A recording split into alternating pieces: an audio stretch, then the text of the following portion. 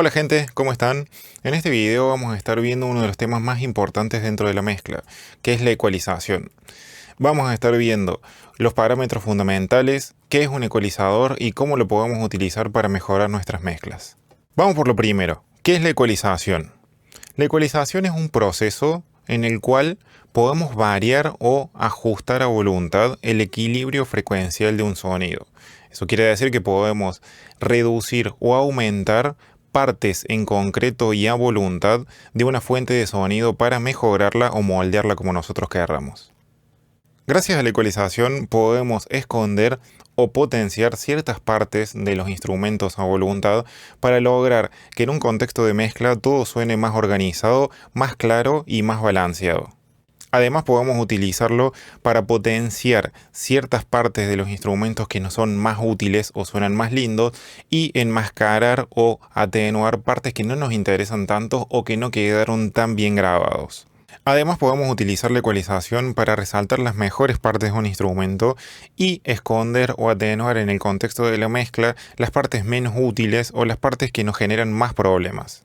El ecualizador nos puede ayudar también a solucionar problemas que hayan surgido durante la grabación para mejorar la calidad de sonido, como por ejemplo resonancias o frecuencias molestas en la pista o filtraciones de ruido externas. Antes de aprender a ecualizar, hay que entender cómo funciona un ecualizador, cuáles son sus parámetros básicos y para qué nos sirve cada uno de ellos. Dentro de cualquier ecualizador siempre vamos a encontrar 4 parámetros fundamentales. Por un lado, la ganancia, la frecuencia y el factor Q, y por otro lado, el tipo de filtro. Vamos a ver qué hace cada uno de ellos. Vamos a empezar con el parámetro de frecuencia. Este control nos permite situar la banda o el nodo en un área específica a voluntad. Es un parámetro muy importante ya que determina el área donde vamos a estar trabajando en un sonido. Por ejemplo, si estamos buscando claridad en un sonido, el parámetro de frecuencia es el que nos va a ayudar a encontrar las áreas de interés para atenuar o potenciar y lograr ese resultado. El segundo parámetro que vamos a ver es el control de ganancia. Una vez que hayamos colocado la banda en la frecuencia que deseamos trabajar, este control nos va a permitir aumentar el volumen o reducirlo en ese área determinada. Más adelante veremos más ejemplos, pero ahora podemos escuchar cómo podemos variar el balance tonal de una voz solamente moviendo la perilla de ganancia.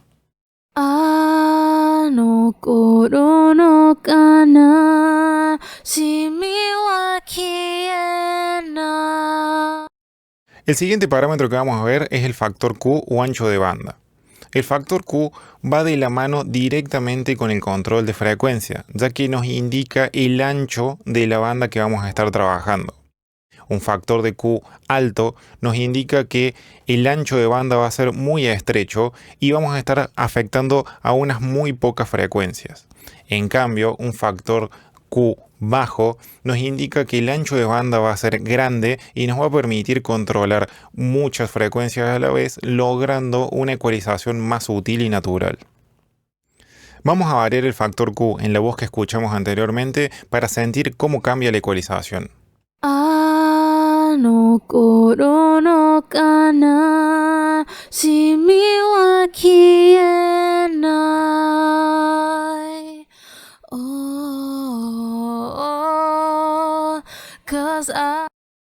El último parámetro que vamos a ver antes de pasar a los ejemplos van a ser los tipos de filtros. Los filtros nos brindan opciones adicionales para poder dar forma y moldear la frecuencia de los sonidos. Cada uno tiene su propio propósito. Muchos ecualizadores en sus bandas tienen filtros ya predefinidos, pero la mayoría de los ecualizadores digitales nos permite cambiar el tipo de filtro a voluntad banda por banda. Podemos encontrar una infinidad de tipos distintos de filtro, pero ahora nos vamos a centrar en los 5 más importantes. El primero que vamos a ver es el filtro pasa altos o low cut. Este filtro nos permite cortar o filtrar todas las frecuencias graves de un instrumento desde un punto determinado hacia abajo. Normalmente es utilizado para sacar el ruido de piso y las frecuencias graves no audibles o no útiles de una señal. Vamos a escuchar cómo, con el filtro prendido, cuando empecemos a avanzar en las frecuencias, vamos a empezar a cortar todo desde ese punto hacia atrás.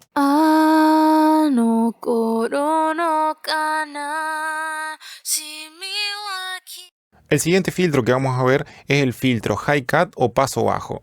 Este filtro es igual al anterior, pero nos permite hacer lo contrario, cortar todas las frecuencias agudas desde un punto en adelante y solo dejar pasar las frecuencias graves. Vamos a escuchar cómo cuando empecemos a avanzar con la perilla de frecuencia, vamos a ir recortando todo desde ese punto hacia adelante.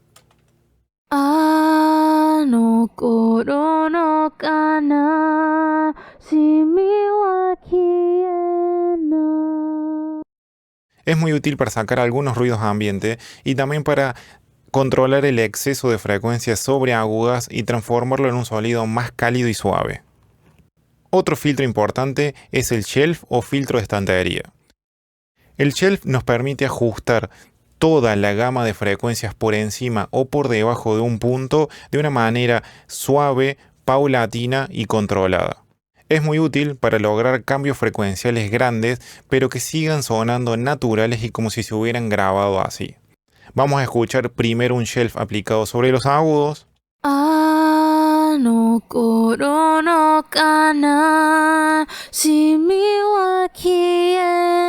Y ahora un shelf aplicado sobre los graves.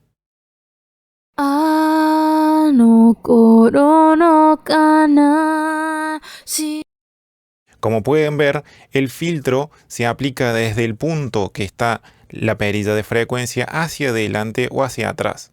La gran diferencia que existe entre un shelf y un filtro paso alto o paso bajo es que el shelf, luego de una determinada cantidad de frecuencia, se estabiliza y sigue aplicando la misma cantidad de reducción o de aumento. Nunca llega a cortar por completo la señal como si lo hacen los otros dos filtros. El cuarto filtro que vamos a ver es el filtro de notch. Esta es una herramienta que nos permite eliminar por completo una frecuencia o un grupo muy particular de frecuencias. Se utiliza normalmente cuando sentimos pitidos, resonancias o algunos zumbidos extraños dentro de una pista de audio que necesitamos eliminar por completo. Al prenderlo, podemos ver cómo corta por completo rápidamente el espectro en dos partes y afecta solamente una cantidad muy pequeña de frecuencias. Vamos a escucharlo.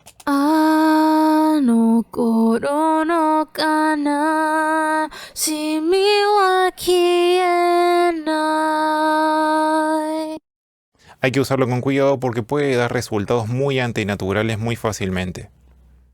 El último filtro que vamos a ver hoy es el filtro de campana o bell. Es la herramienta más versátil y utilizada dentro del ecualizador, ya que prácticamente todos los ecualizadores lo traen. Lo que lo hace versátil es que podamos modificar la frecuencia, la ganancia y la Q para afectar de manera total y completamente distinta el audio a voluntad.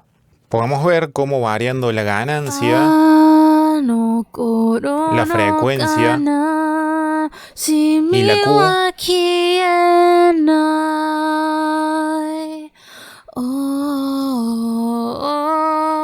podamos deformar muy fácilmente y muy prácticamente el sonido a voluntad.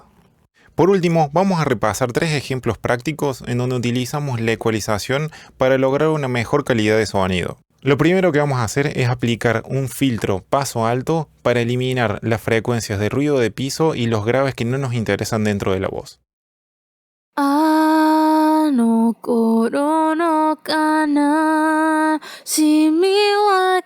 Como segunda corrección, redujimos un poco de las frecuencias más graves de la voz para sacar ese efecto de cercanía al micrófono que suele ser un poco molesta.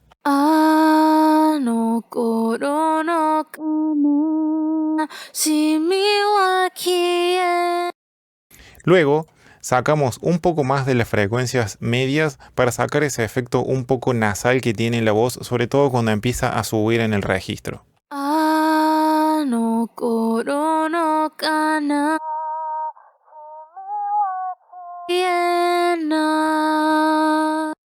Luego aplicamos un filtro de shelf en todas las frecuencias agudas para levantar el brillo y el aire de la voz, para que así también se despegue un poco de la mezcla y salga un poco más al frente. Vamos a escuchar.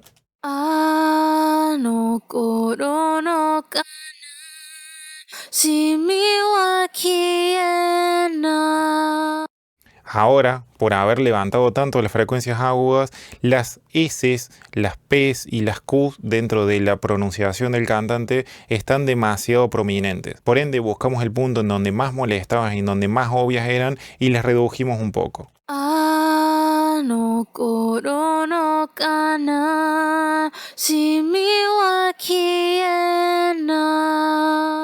Entonces podemos escuchar el AB prendiendo y apagando el plugin entero y darnos cuenta de cómo cambió la ecualización por completo la voz.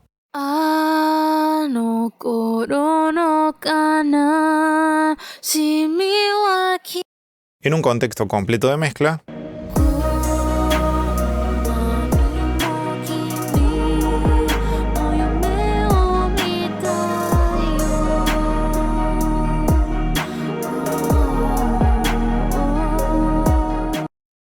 por último, vamos a ver un ejemplo de una ecualización aplicada sobre el canal máster de una mezcla, para afectar a todos los canales en simultáneo. Podemos ver cómo, aplicando ecualización sutil pero con campanas amplias, podemos cambiar cómo se siente toda la mezcla con uno o dos movimientos. Vamos a escuchar primero la mezcla sin ecualización.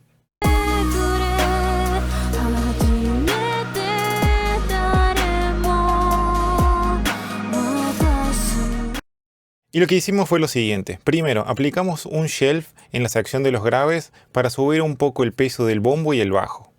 Luego, levantamos un poco las secciones medias para traer un poco más al frente la voz y que se sienta un poco más clara.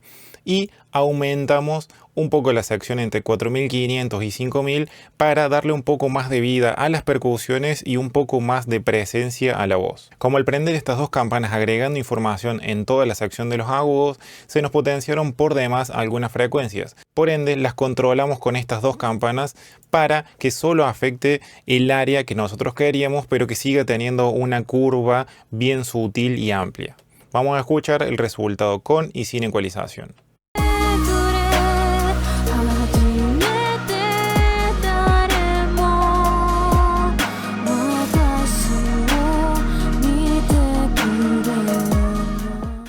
Entonces, para cerrar, hoy vimos los controles básicos de un ecualizador y cómo funcionan. En próximos videos iremos ampliando y viendo cómo ecualizar distintos sonidos, cómo aplicar la ecualización dentro de la mezcla y técnicas avanzadas de ecualización. Desde ya, muchas gracias por llegar hasta acá, esperamos que el contenido les sea útil y que se suscriban.